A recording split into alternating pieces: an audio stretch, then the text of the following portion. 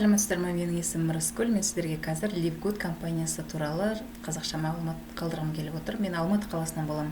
Livegood компаниясы қазіргі кезде бүкіл сетевой компанияның арасындағы төңкеріс жасайтын компания. Бұл компанияның негізін қалаушылар менің жақсы көретін Наудер Кезен, Бен Глинский. Бұл кісілермен біз алдыңғы компанияда өте ұзақ жылдар жұмыс жасағанбыз. Одан кейін Райан Гудкин, Лиза Гудкин деген бұл өнім бойынша жауапты кісілер. Енді компаниядағы өнімдердің қандай айырмашылығы бар? Бұлар органикалық қоспалар, әлемнің түкпір-түкпірінен алынған өте керемет шөптен жасалған өсімдіктер, өнімдер. Енді айырмашылығы басқа сетевойлармен салыстырған кезде жер мен көктей. Неге обычно сетевой компанияларда өнімдер өте қымбат болады? Себебі өнімнің үстіне маркетинг қосылады. Компанияға келген серіктестерге бонус төлеу мақсатында өнімнің үстіне, ол бонустардың барлығы өнімнің үстіне қосылады. Және ол жердегі офис қосылады, налог қосылады, әртүрлі шығындардың бәрі қосылған кезде компания заводтан алатын өнім $10 болатын болса, ақыр аяғына жеткен кезде ол $100, $200 дейін ол өнім көтеріліп кетеді. Міне бірден бір себеп, өздеріңіз қарасаңыздар, біздің компанияда қазір бір ерекшелігі компанияның заводтық бағада тұр. Себебі өнім мен маркетинг екеуі бір-біріне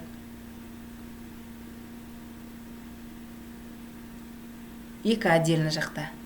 Қалай айтарымды білмей қалдым ғой. Мына қараңыз, біздегі өнім D3 калий, бұл 3900 теңге тұрады бар жоғы. Ал мен сетевой компанияда емес, жай ғана интернет-магазиннен алдым дәл сондай D3-ді.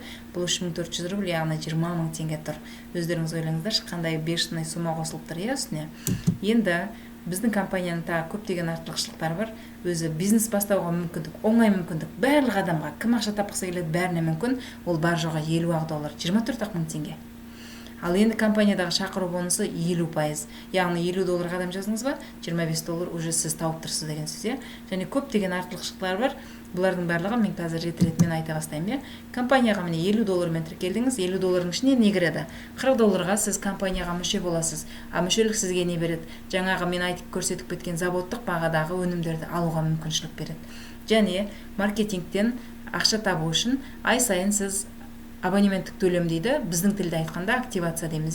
$10 көлемінде 5000 теңге көлемінде активация жасап отырасыз.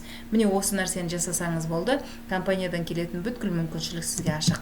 Енді бірінші бонус ол рефералдық бонус. Яғни сіз перволенияңызға мысалы 10 адам жаздыңыз ба, $50, яғни келесі аптада сізге солардың барлығынан $25, яғни ровно жартысы сізге түседі. Екінші бонус ол структурный бонус. Структурный бонус деген сіздің адамдарыңыз адам шақырып бастаған кезде алатын бонус. Сіз өзіңіздің шақырған тікелей адамыңыздан $25 алдыңыз, а сіз уже екінші олардың шақырған адамнан $5-дан сіздің өзіңіздің статустарыңызға қарап, ранктеріңізге қарап линиялар ашыла береді. 10 уровеньге дейін сіз структурный бонус аласыз. Ол деген сөз қандай? Мысалы, сіз серебро статусында болсаңыз, яғни сіздің командаңызда 20 адам болса, сіз өзіңіздің жеке шақырған адамдарыңыздан $25, олардың шақырған адамдардан 5, одан кейінгілерден 2,5-2,5-ден міне осындай келесі аптада табыс табасыз. Енді ранкты жасауда оп-оңай. 2 адам шақырдыңыз ба, бронза болдыңыз. Командаңызға 20 адам келді ма, сіз серебросыз. Командаңыз 100 адам болды ма, золотасыз деген сияқты ранктар оп-оңай жасалынады. Енді ең керемет бонус, адамдардың бәрін қызықтырып отырған осы глобальный бонус. Бұл глобальный бонус қалай төленеді? Сіз келдіңіз, пока адам шақырып үлгерген жоқсыз, бірақ сіз әлем бойынша Powerline жүйесіне кезекке тұрдыңыз. Кезекке тұрдыңызда, міне жерде көрсетейін. Содан кейін міне атыңызды, фамилияңызды, поштаңызды жазып кезекке тұрасыз ғой. Осы кезекке тұрдыңыз, бұл жерде тегін тіркелу. Одан кейін сіз четвергке дейін ақшаңызды төлесеңіз, немесе сіз төлемесеңіз, кім төлейді, сол адамдардың барлығы жоғары қарай көтеріле береді. Жаңа очередтің жоғарғы жағынан шығып кетеді. Сөйтеді, бұл ұзыннан ұзақ очеред кетеді. Мысалы, сізден кейін 5000, 10 000 адам тіркелуі мүмкін. Сол адамдардың бәрі очередте тұрады. Сосын келесі четверг болған кезде бұл сіздің астыңызға былай переливпен толып түсе бастайды. Powerline бойынша.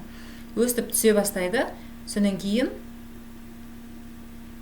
сіздің астыңызға бір айдың ішінде қанша адам түсіп үлгерді, соған сәйкесінше минимальный $1-дан максимальный $2047 дейін ақша табасыз. Қараңызшы, қандай керемет. Пока ешкімді шақырған жоқсыз. Просто уақытында дәл кезінде тұрып қалғаныңыз үшін осылай ақша таба бастайсыз. Енді бұл қалай төленеді? Мысалы, сіз ақпанда кірдіңіз, сіз ақпанда сіздің астыңызға 1000 адам келіп тіркеліп кетті $50, иә? Пока сіз адам шақырған жоқсыз. Енді, соответственно, сәйкесінше солар наурызда сол 1000 адам $10 абонементский төлем төледі. Сол кезде сіз мамырда осы 1000 адамнан 25 центтен $250 аласыз. Өзіңіз бір адам шақырған жоқсыз, бірақ уже 112 мың теңге алып отырсыз. Ал егер сіз ақпанда жазылдыңыз, бірақ сізге ақпанда уже 25 мың адам сіздің артыңыздан тіркелді дейгі, бұл бүкіл компания бойынша перелив. 25 мың адам $50 жазылды дейік. Наурызда сол 25 мың адам $10 активация жасады. Ал сіз мамырда сол 25 мың адамның 8190-нан ғана 25 цент аласыз, потому что сіз әлі ешкім шақырған жоқсыз. Ол, соответственно, $2047 құрайды. Ал егер сіз осы аралықта 2 адам жазып үлгерсеңіз, яғни сіз 25 мың адамның 16 мың адамынан 25 цент аласыз. Ол деген сөз $4096 ала аласыз деген сөз. Енді чектен чек алу. Жаңа шақырған 2 адамыңыз да сәйкесінше өзіне немесе $200, немесе $100, немесе $1, немесе $2047 алған жағдайда сіз соның дәл 50%-ын компания сізге төлейді. Сол сияқты сіздің өзіңіздің рангтеріңізге байланысты 5 поколениеге дейін осындай процент төлейді. Енді бөлшек сауда деген, мысалы біз оптовый көтерме сауда дейміз, немесе розничный бөлшек сауда дейміз. Бұл өнімге байланысты. Егер сіз тіркелмеген адамға өзінің отдельно сілтемесі бар, сол сілтеме арқылы өнім сататын болсаңыз, мысалы $100 өнім сатсаңыз, компания сізге соның дәл 50%-ын, $50 төлеп береді. Бұл да керемет, е?